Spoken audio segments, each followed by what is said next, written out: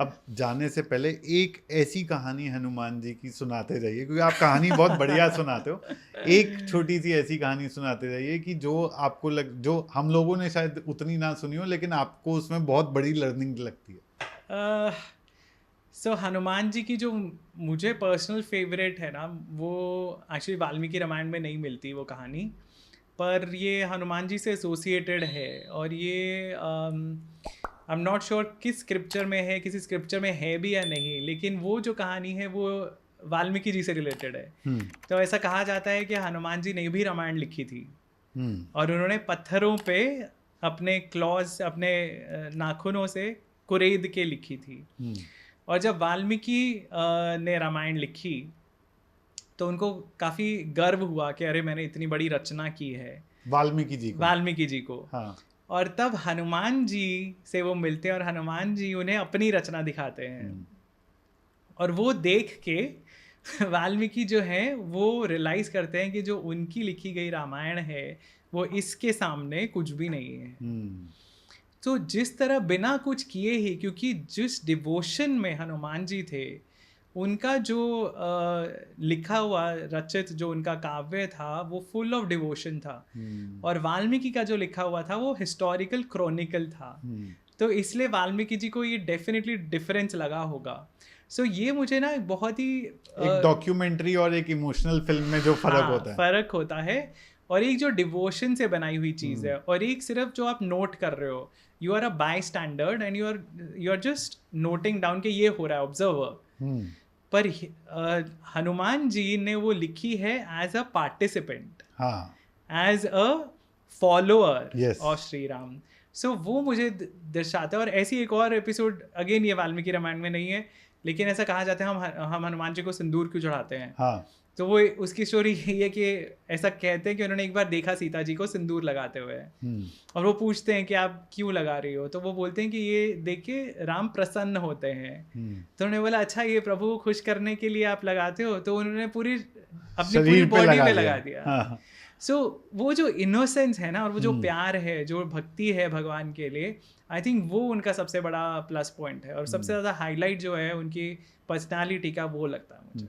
और एक और, अगर आप, क्योंकि आपने इतने पुराण पढ़े हुए हैं, हनुमान जी का पूरा लाइफ है जो अभी भी चल रही है, क्योंकि वो चिरंजीवी हैं, वो एक भक्त का डिपिक्शन दिखाने के लिए एक तरीके से ऐसा समझ में आता है कि भक्ति अगर सीखनी है आपको तो हनुमान जी की लाइफ को देखना चाहिए। ऐसा क्यों लगा भगवान शिव को कि ये एक आइडल होना चाहिए कलयुग में? कलयुग ही नहीं है, हर युग के लिए ज़रूरी है, क्योंकि हमें सही रास्ता दिखाने वाला तो चाहिए। और वो जो गुरु है, या वो जो एक पर्सनालिटी है जो आपने वो वैसी डिवोशन उजागर करे, वो इंसान भी कैसा होना चाहिए, वो भी एक एग्जाम्पल है। तो राम और हनुमान का जो रिलेशनशिप है, आप उससे समझ सकते हैं कि वो राम जी के लिए क्यों इतने डिवोटेड थे, सुग्रीव के लिए क्यों नहीं। सुग्रीव एक्चुअली उनका राजा था ना, पर वो सुग्रीव से ज्यादा डिवोटेड राम जी के लिए थे, क्योंकि सुग्रीव ने भी कहीं ना कहीं गलतियां की हैं। और बाद में भी जब सुग्रीव को राज्य मिल जाता है, उसके बाद वो अपना मस्त हो जाता है, वो भूल जाता है। फिर लक्ष्मण को जाके उसे याद दिलाना पड़ता है कि भाई कि तुमने प्रॉमिस किया था कि तुम हमारी ढूंढने में हेल्प करोगे।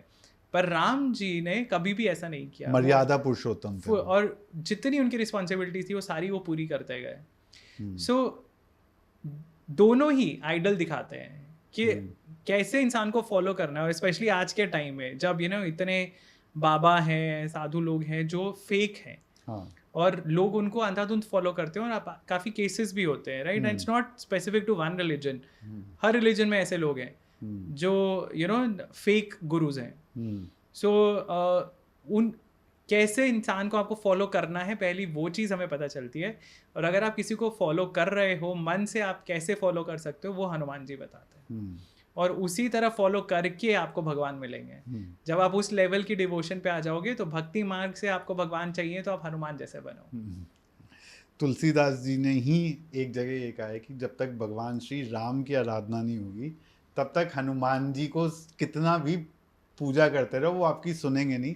तो एक चीज़ मैं अपनी लर्निंग बताना चाहता हूँ, भगवान श्री राम को मर्यादा पुरुषोत्तम जब कहा जाता है, मुझे जो बहुत ही एक चीज जो मैं अपने जीवन में उतारने की कोशिश करता हूँ, वो जो उनकी डिटैचमेंट है भगवान श्री राम की, वो हो सकता है युद्ध करें, वो हो सकता है सीता मैया के त्याग की भी बात आए, वो सही है या गलत है वो एक अलग चीज है, बट जो उनका कैरेक्टर दिखा गया, वो राज अपना छोड़ सकते हैं सिर्फ एक ही चीज के लिए कि किसी और को मेरी वजह से कुछ गलत मैं ना कर दूं। सबके साथ इंसाफ, सबके साथ सही होना चाहिए सब, और ये मर्यादा मेंटेन करने के लिए उनको खुद कितना भी कष्ट सहना पड़े, कितना भी गलत सहना पड़े, वो हंसते हुए ले लेंगे। ये मेरे लिए बहुत बड़ी लर्निंग है भगवान श्री राम के जीवन से। बिल्कुल बिल्कुल, और इसीलिए हनुमान जी उनके इतने बड़े भक्त हैं। इसीलिए हनुमान जी इतने बड़े भक्त हैं।